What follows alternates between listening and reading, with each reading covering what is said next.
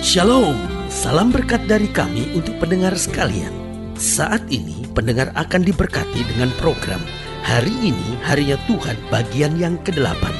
Sebuah program rohani tentang doktrin Alkitab yang menolong kita untuk semakin tertanam dalam kebenaran firman dan bertumbuh dalam kemuliaan. Bersama hambanya, Pendeta Gilbert Lumendo, STH.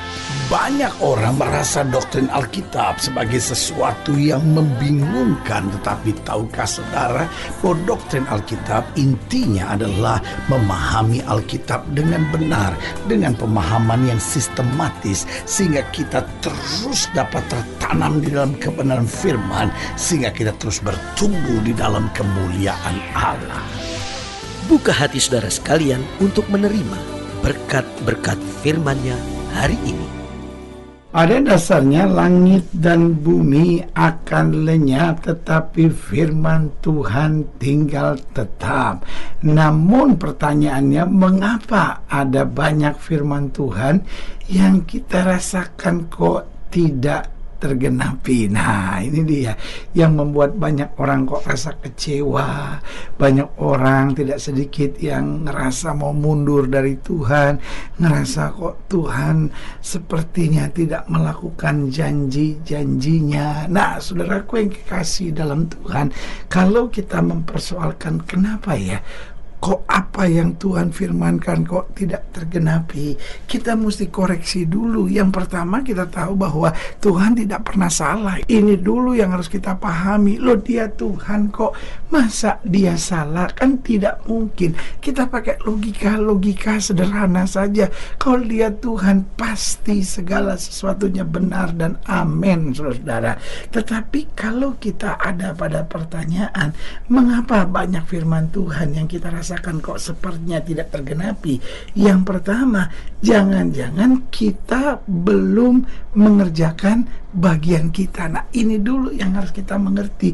Mungkin kita belum mengerjakan bagian kita, karena firman Tuhan itu baru tergenapi jika kita mengerjakan bagian kita, maka Tuhan akan mengerjakan bagiannya.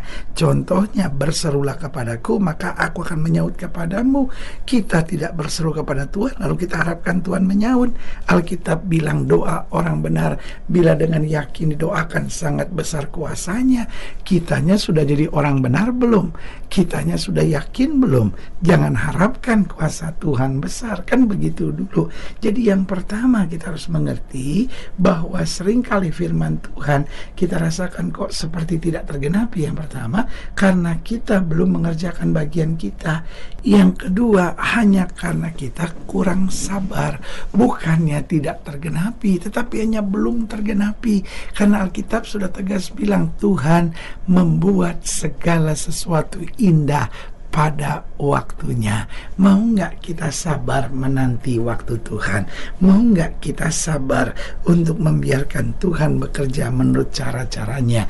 Kalau kita sabar menanti waktu Tuhan, kita membiarkan Tuhan bekerja berdasarkan cara-caranya, pasti kita akan melihat segala sesuatunya tergenapi. Saudaraku yang kekasih dalam Tuhan, kadangkala kita sebut diri kita cinta Yesus, tetapi kita hanyalah orang-orang yang kurang sabar. Mari, yang pertama, kerjakan bagian kita. Yang kedua, belajar sabar, kuasai diri, kendalikan daging, lalu berserah kepada Tuhan. Di situ kita pasti melihat firman-firman yang tergenapi. Lalu yang ketiga, saya pelajari kenapa kok seringkali kita rasakan firman Tuhan tidak tergenapi. Karena kita memiliki penafsiran yang keliru. Contohnya, Alkitab berkata, aku datang untuk memberi domba-dombaku hidup dan hidup berkelimpahan. Kita pikir kelimpahan itu selalu harus materi. Jadi kalau kita belum bisa beli rumah, kita kecewa sama Tuhan. Tuhan, kenapa saya belum bisa beli rumah? Karena kita pikir Tuhan yang kasih rumah buat kita. Kalau utang-utang kita belum terbayar, kita marah sama Tuhan. Kenapa Tuhan gak bayar utang-utang saya? Katanya Tuhan mau menyelesaikan semua masalah saya. Nah, ini dulu kadangkala kita punya penafsiran penafsiran yang keliru. Kelimpahan di sini, kelimpahan apa dulu? Berkat di sini, berkat apa dulu? Tuhan menyelesaikan masalah-masalah kita, masalah apa dulu? Bukan Tuhan yang bayar utang kita. Tuhan beri hikmat, akal budi buat kita. Kita yang akan membayar hutang kita dengan hikmat pewahyuan pertolongan yang dari Tuhan. Jadi jelas bahwa seringkali kok firman Tuhan rasanya belum tergenapi karena kita belum mengerjakan bagian kita. Yang kedua, kita hanya kurang sabar. Yang ketiga, kita memiliki penafsiran-penafsiran yang keliru. Yang keempat, kita menerima pengajaran atau nubuatan yang salah. Wah, ini dia. Orang-orang sekarang banyak yang mengaku-ngaku nabi. Oh, aduh, nabi ini, profet ini. Saudaraku yang kasih dalam Tuhan, ini yang saya mau tegaskan. Betul, karunia kenabian Tuhan masih berikan buat gerejanya sampai hari ini. Tetapi jangan sembarangan bernubuat. Ada banyak orang kadang-kadang bukan bernubuat, tetapi lu buat-buat. Saya bukan hamba Tuhan yang tidak percaya nubuatan. Saya percaya semua yang tertulis dalam firman Tuhan. Firman Tuhan memang menyatakan ada nubuatan-nubuatan di akhir zaman. Itu sebabnya saya percaya. Tetapi saya hanya tidak percaya orang yang sembarangan mengatasnamakan Tuhan, tetapi nubuatan-nubuatan yang tidak tergenapi. Baru yang kelima yang saya percayai. Kenapa kok kayaknya ada firman Tuhan yang rasanya tidak tergenapi? Yang pertama, karena kita belum mengerjakan bagian kita. Yang kedua, kita hanya kurang sabar. Yang ketiga, kita memiliki penafsiran-penafsiran keliru. Yang keempat, kita menerima pengajaran atau nubuatan yang salah. Lalu yang kelima, karena kita masih hidup dalam dosa. Alkitab bilang bukan tangan Tuhan kurang panjang, bukan telinganya gak sanggup dengar, tetapi yang menjadi jurang penghambat antara kamu dengan Allahmu yaitu segala dosamu.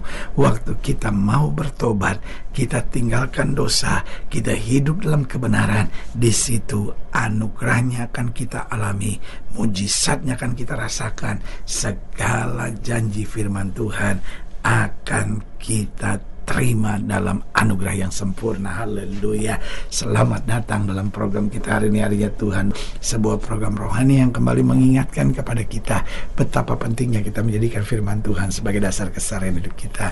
Karena selama kita jadikan firman Tuhan sebagai dasar keseharian hidup kita, langkah-langkah ke depan kita penuh dengan kepastian, kemenangan, berkat, mujizat, dan perkara-perkara besar. Haleluya. Dan dalam program ini kita sedang membahas tentang seorang nabi. Nah, penting untuk kita bahas karena yang saya percaya, nabi di akhir zaman sudah tidak ada. Namun karunia kenabian di akhir zaman ini yang sedang dibangkitkan Tuhan.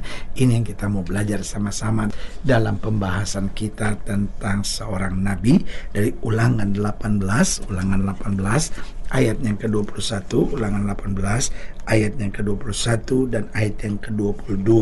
Dua ayat ini kita mau pelajari baik-baik.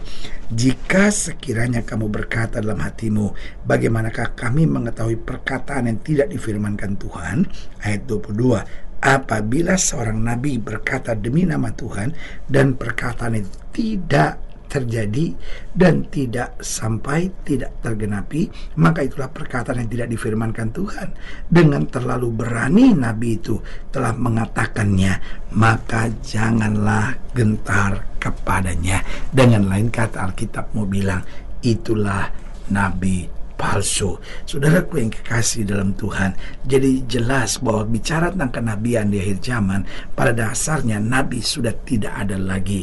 Jadi kalau orang bicara tentang ini nabi, ini profet, ini sebetulnya yang sedang ditekankan karunia pelayanannya adalah karunia kenabian. Karena di akhir zaman Tuhan sedang bangkitkan orang-orang percaya dengan karunia nabi. Pertanyaannya, siapa sebenarnya yang memiliki karunia nabi? Saya catat di sini yang pertama, orang yang tanpa takut menyatakan kebenaran. Nah, saudaraku yang kasih dalam Tuhan, tanpa takut itu artinya menyampaikannya di depan orangnya, bukan di belakangnya.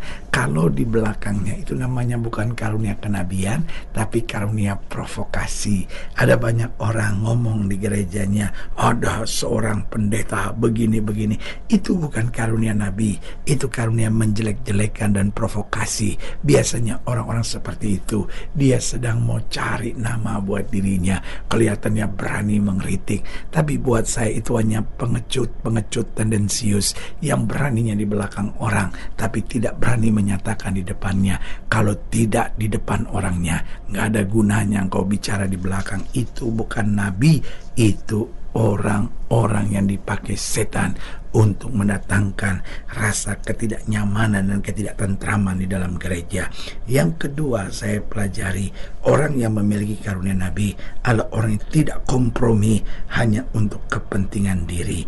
Orang yang punya karunia nabi, dia bicara tegas, bukan bicara keras. Dia bicara tegas dengan kelemah lembutan dan kasih Kristus yang sempurna. Tidak mencari kepentingan diri, tetapi pertumbuhan dan perkembangan gereja Tuhan. Sehingga seorang nabi bukan mendatangkan perpecahan, tapi justru mendatangkan pemulihan. Yang ketiga, siapa orang yang memiliki karunia nabi? Orang yang memang memiliki beban yang sangat kuat untuk keselamatan jiwa-jiwa. Seorang nabi tidak memikirkan berapa besar pelayanannya, tapi seorang nabi memikirkan berapa banyak jiwa yang dapat diselamatkan bagi kerajaan sorga. Yang keempat, mereka yang memiliki karunia nabi adalah orang yang berani meluruskan pandangan yang salah tanpa menghakimi. Banyak orang senangnya bukan meluruskan, tapi menghakimi. Si ini begini, si ini begini, si ini. Luruskan pandangannya, tapi cintai pribadinya. Haleluya. Selanjutnya yang kelima, seorang yang memiliki karunia nabi adalah orang yang tidak membicarakan kekurangan orang di belakangnya, namun di depannya. Ada banyak orang kan senangnya begitu, masa ada gereja ini yang begini-begini, ada pendeta ini yang begini-begini, tapi beraninya di belakang. Saudaraku yang kasih dalam Tuhan, orang-orang seperti itu biasanya punya maksud-maksud terselubung. Yang keenam, mereka yang disebut memiliki karunia nabi adalah orang yang tidak mencari simpati diri, karena seorang nabi tidak hidup untuk dirinya, tetapi dia hidup untuk kerajaan sorga. Haleluya. Saudara gue yang kasih dalam Tuhan, jika sedang dilayani lebih jauh, hubungi kami melalui telepon, hubungi kami melalui surat, kunjungi website kami, karena kami ada untuk membawa Bapak Ibu Saudara senantiasa lebih dekat pada Tuhan dan mengalami kasih kuasa mujizat yang luar biasa. Haleluya. Secara khusus melalui program ini juga saya mau berdoa buat setiap orang yang sakit, setiap orang yang berbeban berat, karena saya percaya bahwa bagi Allah tidak ada perkara yang mustahil. Nah, saudara yang ingin didoakan secara khusus, boleh taruh tangan kanan sudah di dada dan kita akan berdoa. Mari kita berdoa. Bapa, dalam nama Yesus, hamba doa buat yang sakit, hamba doa buat yang berbeban berat, hamba doa untuk setiap mereka yang sedang menghadapi masa-masa yang sukar, karena hamba percaya bahwa bagi Allah tidak ada perkara yang mustahil. Bapa, hamba berdoa di dalam nama Yesus, Tuhan jamah yang sakit Tuhan sembuhkan, yang lemah Tuhan kuatkan, yang susah Tuhan hiburkan, yang jatuh Tuhan angkat, sehingga hari-hari yang penuh kemenangan boleh berlaku. Secara khusus hamba doa buat mereka yang taruh tangan kanan di dada, di dalam nama Yesus, anugerah kasih karunia kuasa Tuhan, berkat yang berkelimpahan selalu Tuhan sediakan. Bahkan hamba doa buat mereka yang taruh tangan kanan di dada, yang mungkin rindu memiliki karunia nabi, Tuhan percayakan, Tuhan tambahkan, sehingga anugerah Tuhan yang sempurna boleh berlaku. Di dalam nama Yesus kami berdoa. Haleluya. Amin.